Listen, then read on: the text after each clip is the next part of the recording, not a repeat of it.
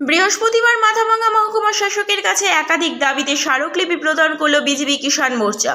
এদিনের স্মারকলিপি প্রদান কর্মসূচিতে উপস্থিত ছিলেন বিজেপি কিষাণ মোর্চার জেলা সভাপতি মুরারি রায়, শীতলকুচি বিজেপি বিধায়ক বরেন চন্দ্র প্রমুখ।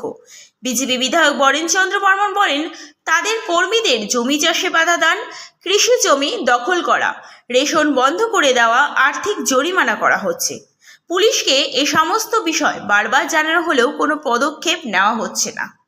একই সঙ্গে তৃণমূলের লাগামহীন সন্ত্রাসের ফলে বেশ কিছু বিজেপি কর্মী বাড়ি ছাড়া হয়ে রয়েছে। এদিন এসব বিষয় লিখিত আকারে মহকুমা শাসককে জানানো হলো।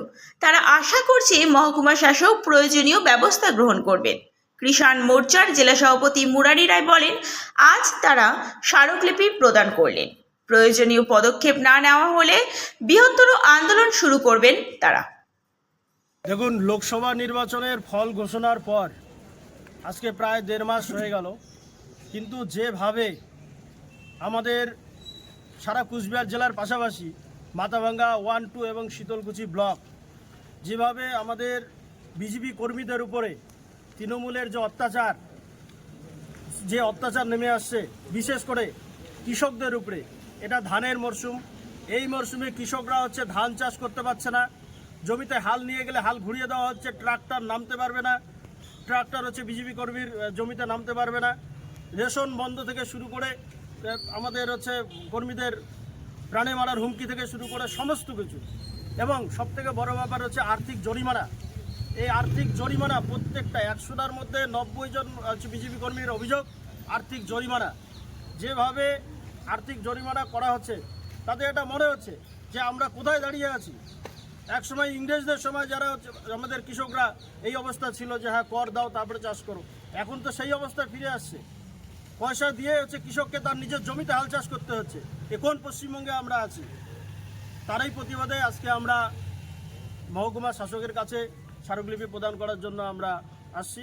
আমাদের বিধায়ক সাহেব তিনি বিস্তারিত বলছেন, বিশেষ করে যে সমস্যাগুলো, যে এলাকাগুলো শীতলকুচি ব্লকের মধ্যে ভাওর থানা, বড় কৈমারি, খলিশামারি, মাথাভাঙ্গা বিধানসভার রুইডাঙ্গা এবং ফুলবাড়ি, নয়ারহাট থেকে শুরু করে এই এলাকাগুলোতে এই সমস্যাটা সবথেকে বেশি আছে। এবং সবথেকে বেশি সমস্যা হচ্ছে ভাওর থানা। এবং ওখানে আরও একটা ভাওর থানা অঞ্চলে, সেখানে অনেক আমাদের বিজেপি কর্মীর জমি জবরদখল করা হয়েছে বেআইনিভাবে। সেখানে দীর্ঘদিন ধরে আমাদের বিজেপি কর্মীরা তারা চাষবাস করে আসছিল, কিন্তু এই রেজাল্টের পরে রাতারাতি সেখানে তৃণমূল ঝান্ডা গেড়ে তারা দখল করে চাষ করা শুরু করছে। রাতের ডাঙ্গার পূর্ব দিক বানিয়াটারি এখনো দোকানগুলো খোলেনি। নয়ারহাট বাজারে অনেক দোকান এখনো বন্ধ।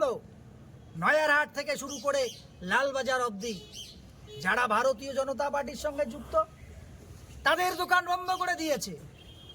জমি চাষ করতে দিচ্ছে না। যারা মাস্টারমশাই আছে তাদেরকে স্কুলে যেতে দিচ্ছে না। এই রকম নানা অত্যাচার, নানা হুমকি, সন্ত্রাসের শিকার হয়েছে এই ভারতীয় জনতা পার্টির মানুষজন।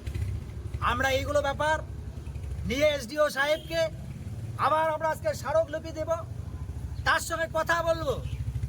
উনি যেন অতি সত্বর এই ব্যবস্থাগুলো দেখেন। কৃষকদের বিশেষ করে এই মরশুমে যদি হাল চাষ করতে না পারে, ধান লাগাতে না পারে, আজ কৃষক বন্ধুরা অনাহারে মারা যাবে। আজকে আমরা এই কথাগুলো বলার জন্যে, মানুষের সুবিধা অসুবিধাগুলো বলার জন্যে আমরা আজকে এসডিও সাহেবের কাছে এসেছি। এগুলো আমরা লিখিত আকারে মৌখিকভাবে ওনাকে বিনম্র আবেদন জানাবো।